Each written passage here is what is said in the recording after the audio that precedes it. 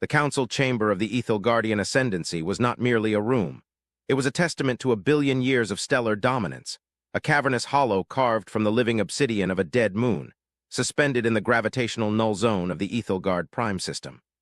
Shadows clung to the vaulted ceilings like ancient cobwebs, vast and impenetrable, hiding the frescoes that depicted the subjugation of 1,000 lesser species. The air was frigid, recycled through filtration systems that were older than the civilizations they now debated, carrying the scent of ozone, sterile dust, and the sharp, metallic tang of fear. High Archon Vrax thrummed his mandibles against the bioluminescent podium, the sound echoing through the silence like the ticking of a doomsday clock. He looked out over the assembly of the High Synod, seeing the myriad faces of the galaxy's elite, the chitinous Krell, the fluidic Hydari, the crystalline Xylzen, all of them united by a single, terrifying anomaly that burned on the central holographic projection. The projection did not show a fleet. It did not show an invasion force. It showed a void, a complete, unnatural absence of data where the Sol system should have been. For 300 cycles, the Ascendancy had maintained the Great Filter. It was a policy born of arrogance and self-preservation, a silent war waged against emerging species before they could ever leave their cradles. When the humans of Sol III had first split the atom, the Ascendancy had watched. When they had cracked the code of their own genome, the Ascendancy had taken note. But when the humans had begun to construct their first primitive superluminal drive, the Ascendancy had acted. They had not fired a shot. Such barbarism was beneath them. Instead, they had sent a gift, an unmanned probe, ostensibly a greeting from the stars, carrying a universal translation of physics, a mathematical codex designed to help the humans bridge the gap to faster-than-light travel. It was a Trojan horse of the highest order. Embedded within the complex equations of the warp field theory was a flaw, a subtle variable that would destabilize any engine built upon its logic. It was designed to cause a catastrophic, system-wide failure of the drive upon its first activation, a localized singularity that would not destroy the planet, but would shatter the humans' confidence, destroy their resources, and trap them in their gravity well for another millennium. It was a sabotage of hope, a theft of destiny. The Ascendancy had watched the humans integrate the technology, watched them build their great ship, the Prometheus, and watched them initiate the launch sequence. Then the sensors had gone dark.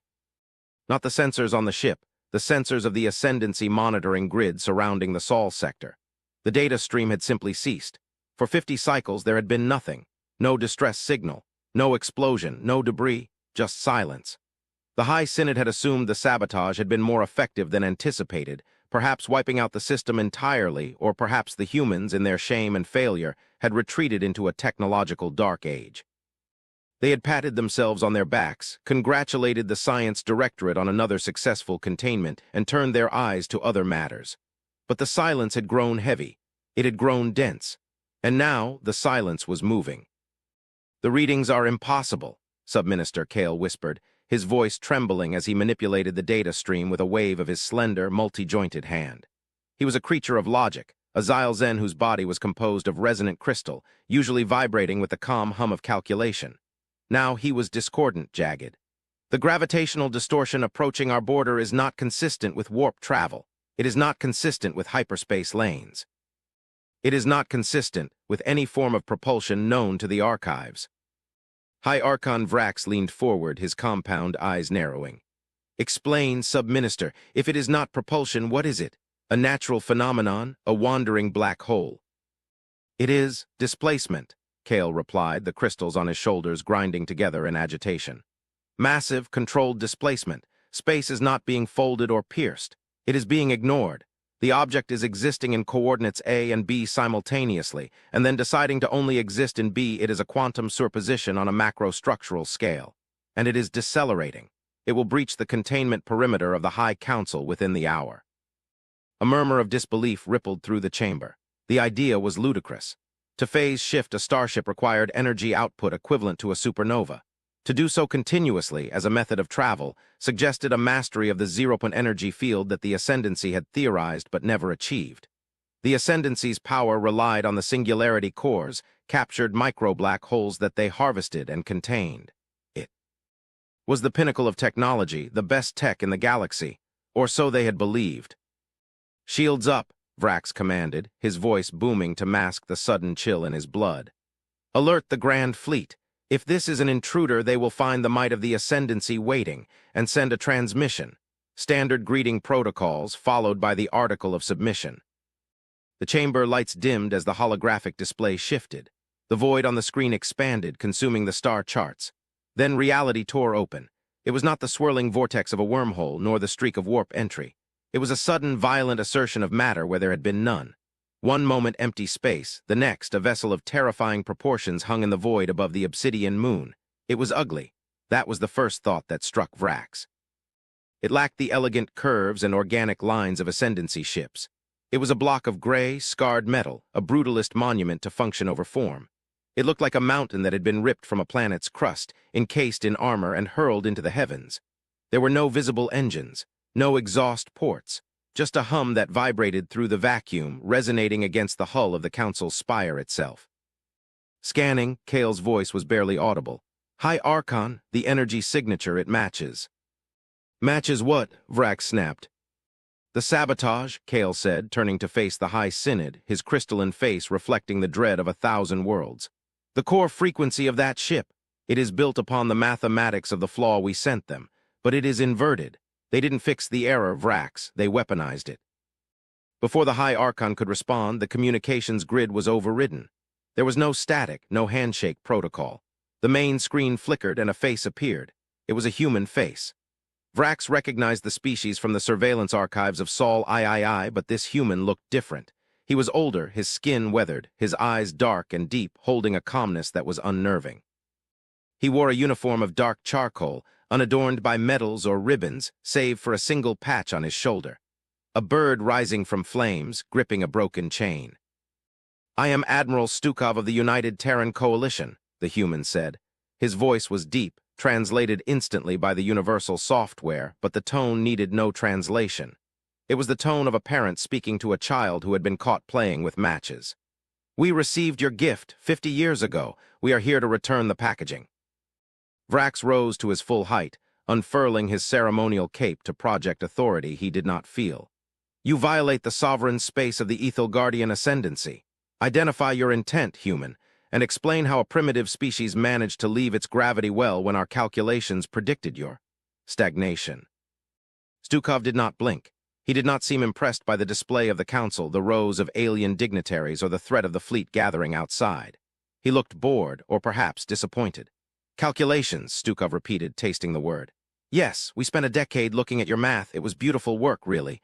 The recursive loop you buried in the FTL algorithm? Brilliant. If we had activated a standard drive with that code, we would have imploded our moon. It was a very clever cage you built for us." "We know nothing of," Vrax began, but Stukov cut him off, not with a shout, but with a slight raising of his hand. "Don't," the human said softly. "We are past the point of lies. We found the signature. We traced the transmission. We know you sent it. We know you tried to break our wings before we could fly, but you made a mistake. You assumed that when humans see a wall, we stop. You forgot that our entire history is defined by climbing over walls or tunneling under them or blowing them up." The human leaned closer to the camera, and for a moment Vrax felt as if the human was physically in the room.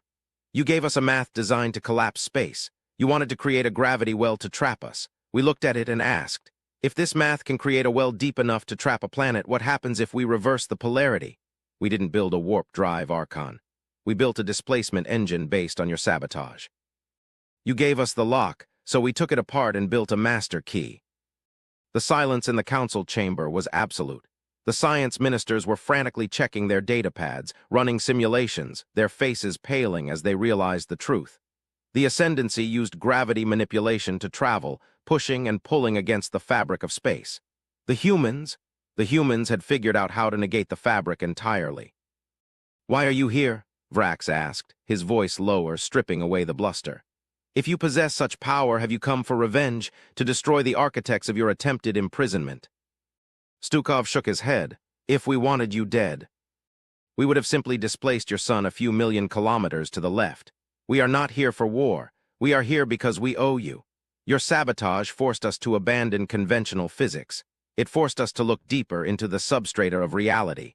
And in that darkness, we saw something you have been hiding from." Vrax froze. The High Synod shifted uneasily. There were secrets in the Ascendancy that were kept even from the High Archon, but there were legends, old fears, that permeated the culture of every spacefaring race. "We detected the echo," Stukov said, dropping the bombshell with casual precision. "The signal from the galactic rim, the one that isn't a signal but a cessation of noise. We know why you sabotage young races. You aren't conquering the galaxy for power. You're culling the noise. You're trying to keep the galaxy quiet so they don't hear us." The room erupted. Dignitaries shouted, mandibles clicked in fury, and fists pounded on tables. The great shame of the Ascendancy, their cowardice, had been laid bare by a species that had barely mastered spaceflight. They were not gods. They were terrified children hiding under the bed, silencing anyone who might breathe too loud. "Order," Vrax roared, his voice amplified by the room's acoustics. The shouting died down, replaced by a sullen, terrified quiet. Vrax looked at Stukov. "You speak of the hush, the devourers of civilizations. Yes, we keep the galaxy quiet. We limit the expansion of loud, reckless species. Your radio waves, your warp trails, they are dinner bells for the Voidborn. We tried to keep you in your system to save you, to save us all." "And in doing so," Stukov replied, "you ensured that when they arrive, no one will be strong enough to fight them. You stagnated the galaxy's technological growth to maintain a masquerade of safety. You hoarded your best tech, your gravity drives, your singularity cores, and forbade anyone else from improving on them." "They are the peak of physics," the science minister Xylth cried out. "There is nothing beyond the singularity." "That is where you are wrong," Stukov said. "And that is why we are here. We stole your tech. We took your gravity dampeners, your containment fields, the very things you used to suppress us, and we upgraded them. We didn't just reverse the sabotage. We applied your gravity manipulation to the zero-point energy field. We don't just travel. We can manipulate mass on a quantum level. We can create shields that don't just absorb energy but negate it. We have built a fleet not to hide from the Voidborn, but to hunt them." The claim hung in the air, heavy and impossible. To hunt the Voidborn, the ancient horrors that had consumed the precursor races, it was madness, it was suicide. "You are lying," Vrax hissed. "You are a primitive race with a stolen trick. You cannot fight the dark." "Come to the window," Stukov said. The transmission cut. The main view screen returned to the external camera feed. The massive Terran ship, the Indomitable Will, sat motionless. But then activity began to flare around it. Smaller vessels were deploying, thousands of them. They were not fighters. They were construction drones, but they moved with a fluidity that defied inertia. They began to arrange themselves in a lattice formation, a massive grid spanning thousands of kilometers. "What is that?" Kale whispered. "That," Stukov's voice returned over the audio link, "is a sensor array. But it doesn't look for light or heat. It looks for gravitational displacement caused by extra-dimensional mass. It looks for them." As the array locked into place, the council chamber's own sensors began to scream. The Terran grid was pumping out active scanning pulses of such intensity that they were washing over the entire system. It was like shining a spotlight into a dark room, and in the darkness, something looked back. At the edge of the system, far beyond the orbit of the last gas giant, a shadow detached itself from the background stars. It was colossal, a writhing mass of biological darkness that dwarfed the Ascendancy's capital ships. It had been there, watching, waiting, drifting closer while the Ascendancy played politics. The Voidborn. Panic broke out in the chamber. Alarm sirens wailed, a discordant symphony of doom. "They are here," someone screamed. "The silence is here." "Calm yourselves," Stukov's voice cut through the panic, steady as a heartbeat. "We knew it was tracking us. We let it follow. We needed to test the upgrades in a live fire exercise." "You let it to us," Vrax screamed. "You have doomed us all." "Watch," Stukov commanded. The Indomitable Will turned. It did not bank, it simply rotated on its axis without momentum. The prow of the ship faced the encroaching horror. The Ascendancy watched as the human ship began to glow. It wasn't the blue hue of ion drives or the red of plasma. It was a color that hurt to look at, a violet so deep it seemed to pull the eyes out of their sockets. It was the color of gravity being bruised. "Target locked," Stukov said. "Engaging mass negation cannon." The weapon on the front of the human ship did not fire a beam. It fired a distortion. The space between the ship and the Voidborn entity crumpled. It was as if a giant hand had reached out and crinkled a photograph. The distortion wave hit the biological horror. There was no explosion. There was no fire. The Voidborn simply unraveled.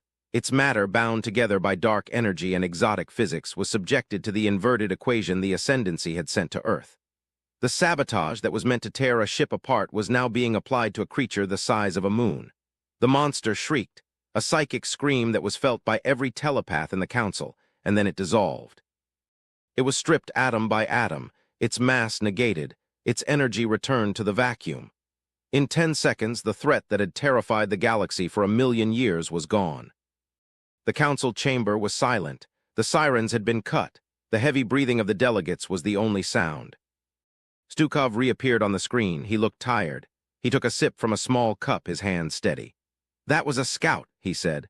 "A small one. The main swarm is still out there in the dark space between galaxies, but now we know the weapon works. We know the upgrade holds." Vrax sank into his chair. The political landscape of the galaxy had not just shifted, it had been obliterated. The Ascendancy, the self-proclaimed guardians, the gatekeepers of technology, were obsolete. The primitives they had tried to hobble had taken the crutch and beaten a god to death with it. What do you want?" Vrax asked, his voice a ghost of its former arrogance. "You have the power, you have the weapon. Do you demand our surrender, our resources?" Stukov looked at the camera, and for the first time a small, sad smile touched his lips. "We don't want your surrender, Archon. We don't want to rule you. We tried to tell you humans are pack hunters. We don't like fighting alone." The human leaned back. "You have the infrastructure, you have the maps, you have the logistics of 1,000 worlds. We have the gun, we have the drive, and we have the will to step into the dark." "You offer an alliance?" Kale asked, hope blooming in his crystalline chest. "We offer a job," Stukov corrected. "The galaxy is about to get very loud. We are going to wake up every sleeping race you silenced. We are going to give them the technology you hoarded. We are going to build a fire so bright that the Voidborn will burn when they look at it." Stukov paused, his eyes hardening. "But the secrecy ends today. The sabotage ends today. You will open your archives. You will share your best tech with everyone, not just us. Because we are going to need everyone. We stole your tech and upgraded it, but we can't build enough ships alone." Vrax looked at the other delegates. He saw the shift in their eyes. The fear of the humans was replaced by the realization of necessity. The Ascendancy was dead. The Coalition was born. "We accept," Vrax said, bowing his head. "Teach us. Show us what you have done with our science." "It's not just science anymore," Stukov said, as the Indomitable will began to charge its drive for another jump, the violet light pulsing like a beacon. "It's survival. Prepare your fleets, Archon. We're going hunting." The transmission ended. The viewscreen showed the human fleet turning away from the core worlds, facing the infinite black of the galactic rim. They were not running. They were marching. In the silence of the chamber, Sub-Minister Kale looked down at his datapad at the equations the humans had transmitted, the upgrade. It was elegant. It was terrifying. It was chaotic. It mixed the rigid order of Ascendancy physics with the reckless, intuitive leaps of human imagination. It was a synthesis of order and chaos. "They did not just steal our technology," Kale whispered to himself, a shiver running through his crystal lattice. "They stole our fear and replaced it with wrath." The obsidian walls of the chamber seemed less oppressive now. The shadows in the ceiling were retreating. For the first time in 1,000 years, the Guardian Ascendancy did not look inward at its own reflection, but outward, toward the stars, following the burning trail of the humans who had refused to die quietly. The transition from the rigid hierarchy of the Ascendancy to the chaotic collaboration of the new alliance was not smooth. It was a grinding of gears on a galactic scale. The weeks following the demonstration of Sol were filled with frantic diplomacy, scientific disbelief, and a profound cultural shock that rippled through the hegemony's worlds. The humans did not occupy the Council's spire. They did not demand tithes. Instead, they sent engineers. They arrived in shuttles that looked like flying bricks, wearing pressurized suits that were scuffed and packed. Carrying tools that looked primitive yet functioned with baffling efficiency. They walked into the pristine, sacred laboratories of the Science Directorate and started taking things apart. Chief Researcher Zylth found himself standing next to a human engineer named Novik in the main gravity generation hub of the spire. Novik was short, stocky, and smelled of synthetic coffee and grease. He was looking at the Singularity Core, the holy grail of Ascendancy power, with a critical, almost insulting squint. "So," Novik said, gesturing with a wrench, "you guys keep the micro-black hole stable by feeding it steady streams of exotic matter, right? like dripping fuel into an engine. Xylth bristled. It is a harmonic resonance containment field, the most sophisticated in the known universe. It maintains the singularity in a state of dormant flux. Yeah, dormant flux, Novik muttered, tapping the glass of the containment unit. That's the problem. You're starving it. You're keeping it sleepy so it doesn't bite. But if you want real power, the kind we use for the mass negation drive, you gotta poke it with a stick. Poke it with a stick, Xylth's translator struggled with the idiom. To agitate the singularity is to invite catastrophe. It would consume the station. Nah, Novik grinned, a predator's grin. Not if you feed the Hawking radiation back into the event horizon using a Möbius loop. See, when you guys sabotaged our math, you introduced a variable that caused a feedback loop. We looked at that loop and thought, hey, infinite energy recycling. We just built a chamber tough enough to hold it. Xylth stared at the human.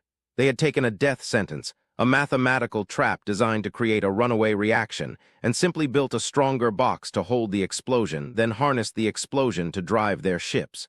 It was madness. It was genius. Show me, Xylth whispered. Show me the math. This scene played out on 1,000 worlds. The Ascendancy had spent eons perfecting efficiency, safety, and incremental progress. Humanity had spent 50 years in a pressure cooker, forcing dangerous, volatile physics to work because they had no other choice. The synthesis of the two philosophies was explosive. Ascendancy materials science, indestructible alloys and crystalline matrices, combined with Terran volatile engineering, created ships that were faster, stronger, and more dangerous than anything the galaxy had ever seen. But the upgrades were not just technological, they were psychological. The populations of the Ascendancy, raised in the comfort of the Pax Ethelgardia, were waking up to the reality of the universe.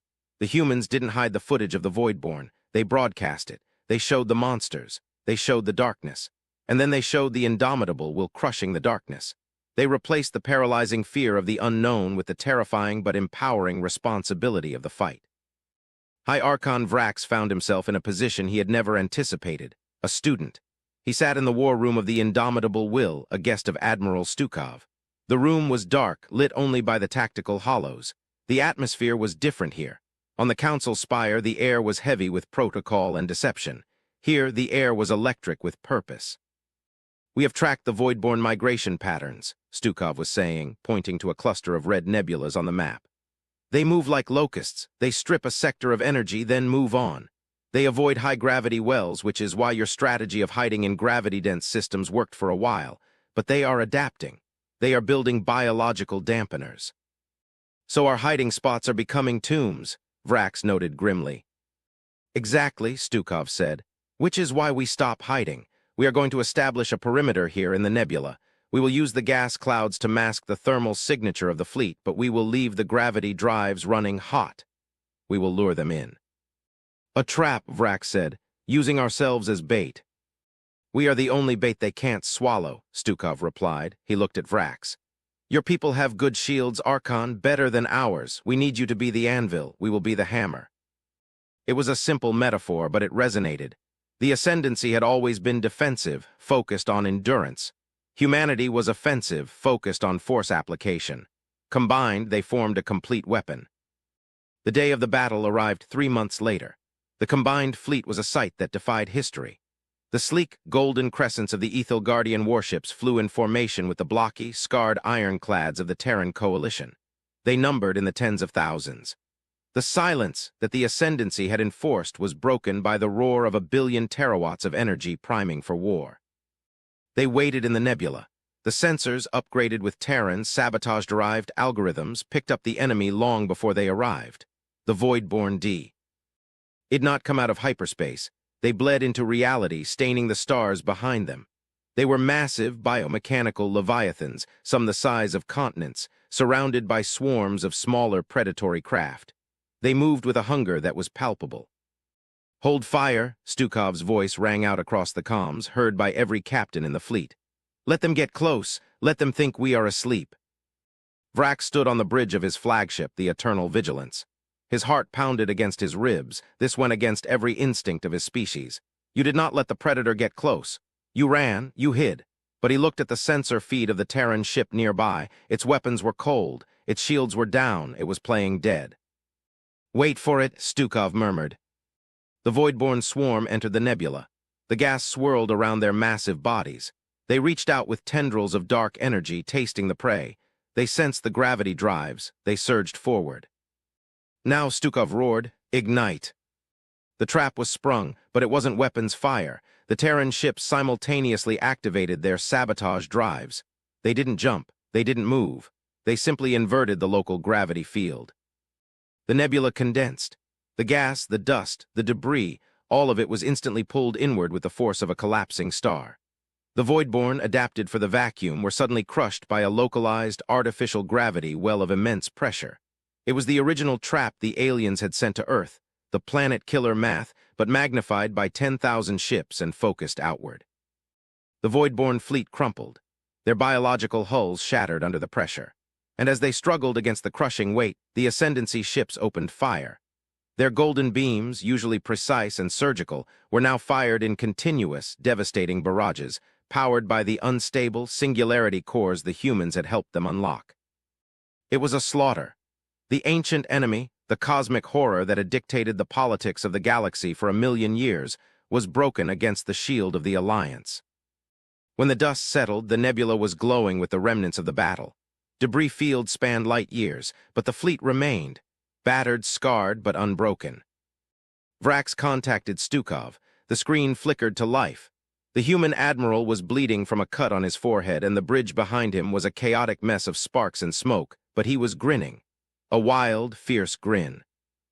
"Did you see that, Archon?" Stukov laughed, a sound that was harsh and joyous. "Did you see them break?" "I saw," Vrax said, his voice filled with awe. "I saw the impossible." "We're just getting started," Stukov wiped the blood from his brow. "That was the vanguard, now we go to their hive, now we finish it." The story of the galaxy changed that day.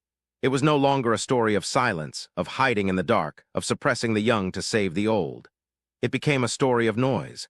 A story of a reckless, brilliant, terrifying species that had been handed a broken tool and used it to fix the universe. In the years that followed, the sabotage tech became the standard. The Ethel Guardian ascendancy dissolved into the galactic union. The barriers between species fell. The best tech was no longer locked in a vault. It was open source, improved upon by every new race that joined the fold. But amidst the triumph, there was a moment of quiet reflection that Stukov shared with Vrax years later, as they stood on the observation deck of a station built in the heart of the reclaimed Voidborn territory. They looked out at the stars, now teeming with ships, with trade, with life. "You know," Vrax said softly, his carapace graying with age, "I often wonder what would have happened if we had never sent that probe, if we had never tried to sabotage you. Would you still be this formidable?" Stukov looked at the reflection of the stars in the glass. "Maybe. Humans are stubborn. We would have found a way to the stars eventually. But we would have been slower. We would have been safer. We would have been normal." He turned to the old alien. "Your sabotage didn't just give us a drive, Vrax. It gave us an enemy. It gave us a puzzle that was trying to kill us. And nothing motivates humanity like spite. We went to the stars not just to explore, but to prove you wrong." Vrax chuckled, a dry, clicking sound. "Then perhaps it was not a sabotage after all. Perhaps in our fear we accidentally gave you the exact weapon you needed." "Perhaps," Stukov said. He looked at the new flagship being constructed in the dockyards below, a vessel that blended the organic curves of the Ethelgard with the brutal industrialism of Earth. It was named the Broken Wing. "We took the broken wing you gave us," Stukov said, placing a hand on Vrax's shoulder. "And we learned to fly in a hurricane." The galaxy was no longer quiet. It was a symphony of engines, of voices, of life, and standing at the center of the noise, guarding the light against the encroaching dark, were the humans, the species that had been sabotaged, the species that had stolen fire from the gods, and in doing so, had become the guardians the gods were too afraid to be. The end.